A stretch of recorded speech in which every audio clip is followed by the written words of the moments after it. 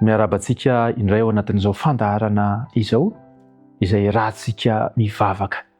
Tsy ho lava ny teny fa manasanao izay mpanaraka amin'ny fandaharana ankehitriny andeha indray tsika hiara tolona ho an'ny Sylvie Andrianantenaina sy ny ankohonany.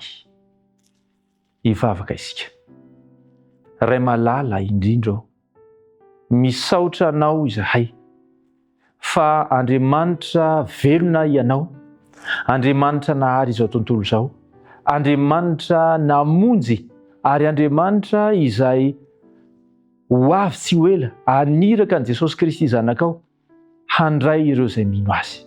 Amin'ity ora sy fotoana ity Andriamanitra dia fantatrao ny antom-bavaka Sylvie Andrianantenaina. Mangataka Tompo izahay, ny amindranao fo izany ankonany izany sy izahay izay miara-mivavaka ankehitriny.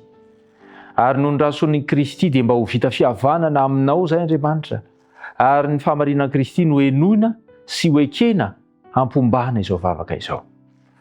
Ianao Andriamanitra no mahalala fa faniriany lalina ny mba tonga ny ankohonany mba ho tafaray tsara, ho tafaray marina, ho tena iray aminao Kristy, mba tonga izany tokantrano izany hanompo an'Andriamanitra amin'ny fahafenony, hanolotra ny talenta, ny fanomezam-pahasoavana, ary mba ho ampiraisy ny fanahy masina ka ho hita sy ameno ny fiainan'izy ireo ny vokatry ny fanahy dia ny fitiavana, ny fifaliany sy izay rehetra mifamatotra amin'izany. Andriamanitra, inonay fa raha misy antom-bavaka anisany ilaina indrindra ho tononona dia izany.